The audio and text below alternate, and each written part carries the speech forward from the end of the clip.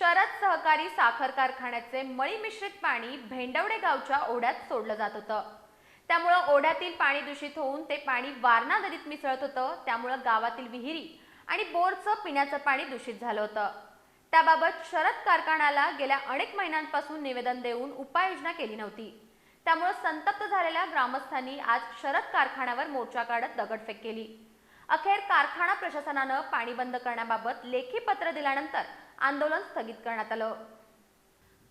हातकणंगले तालुक्यातील नरेंदे इथल्या शरद सहकारी साखर कारखान्याचं मळी मिश्रित पाणी भेंडवडे गावच्या ओढ्यामध्ये सोडले जात होतं। त्यामुळं ओढ्यातील पाणी दूषित झालं होतं। हे पाणी थेट वारणा नदीमध्ये मिसळत असल्यानं भेंडवडे गावासाठी पिण्यासाठी वारणा नदीतून होणारा पाणी पुरवठाही दूषित झाला होता। त्याचबरोबर ओढ्यालगत असणाऱ्या सर्व विहिरी, बोर यांचंही पाणी दूषित झालं होतं। पण जनावरं शेतीचंही प्रचंड नुकसान होत होतं। याबाबत ग्रामस्थांनी ग्रामपंचायतीच्या वतीनं शरद सहकारी साखर कारखान्याच्या प्रशासनाला गेली 5-6 महिने झाले वारंवार मळी मिश्रित पाणी सोडू नये यासाठी निवेदनं देण्यात आली होती। वारंवार पाठपुरावा करूनही कारखाना प्रशासनानं याकडे दुर्लक्ष केल्यानं संतप्त झालेल्या ग्रामस्थांनी आज शरद सहकारी साखर कारखान्यावर भव्य मोर्चा काढला। मोर्चा कारखाना स्थळावर आल्यानंतर ग्रामस्थ संतप्त झाले। त्यांनी कारखान्याच्या विरोधात जोरदार घोषणाबाजी केली। मोर्चेकरांना गेटवर अडवल्यानंतर कार्यकर्ते संतप्त झाले।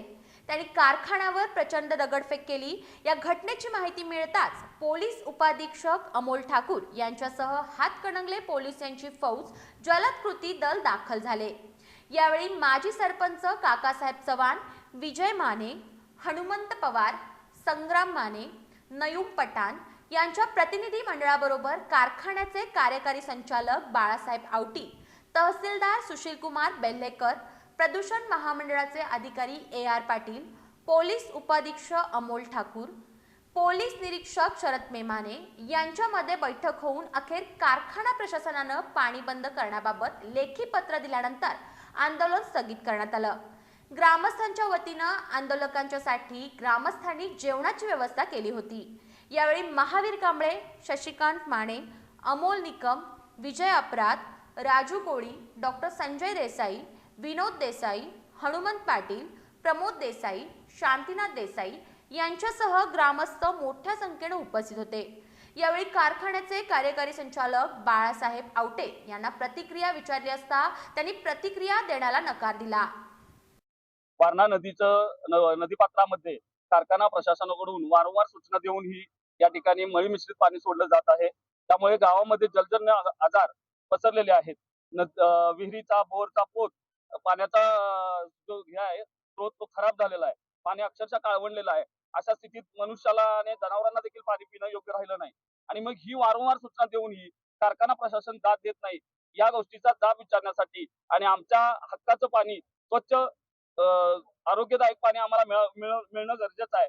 हा आवाज उठवण्यासाठी गावकऱ्यांच्या वतीने आम्ही सर्वजण या ठिकाणी कारखाना प्रशासनाला आणि प्रदूषण नियंत्रण मंडळाला हा प्रश्न विचारण्यासाठी आणि हे पाणी कसं वेळेत स्वच्छ होणं गरजेचं आहे हा प्रश्न विचारण्यासाठी या ठिकाणी उपस्थित झालेलो आहे। प्रदूषण मंडळाचे अधिकारी म्हणतात की आम्ही त्यांना लेखी नोटीस दिलेला आहे, परंतु असं काही आम्हाला वाटत नाही। परत त्यांनी सॅम्पल पण घेतल्या पाण्याचं असं सांगितलं, तरी पूर्ण चुकीचं आहे। आम्ही त्यांना मागणी केलेली आहे, जी सॅम्पल घेतले त्याचा रिपोर्ट किंवा कारखान्याला तुम्ही जी नोटीस दिले ते सुद्धा आम्हाला उपलब्ध व्हावं। कारण त्यांची कारवाई आम्ही जी पोर्टल तक्रार केली होती ते प्रदूषण मंडळाकडे त्यांनी कारवाई केली म्हणून तर आज हा गावकरीचा उद्रेक झाला आणि गावकरी आज या ठिकाणी कारखाना बंद पाडण्यासाठी आलेले आहेत। बरोबर भेंडवडे गावची अतिशय परिस्थिती वाईट आहे। काल मी स्वतः जाऊन त्या हिरी जाऊन चेक केली। अक्षरशः तुम्हाला सांगतो गटरीपेक्षा पण घाण पाणी त्या हिरीत आहे। मग या शेतकऱ्यांचा काय हाल उठला असं सांगा मला। वड्यात जाऊन बघितलं तर अक्षरशः काळ्या तवंग उभा राहिलाय त्या पाण्यावरती। बरोबर हे कारखानदार काही झोपलेत का? बरोबर कारखाने चालू करून शेतकऱ्यांना मारायचं प्लॅनिंग केलंय का यांनी? अशा प्रकारचं या कारखानदारांचं वागणूक आहे।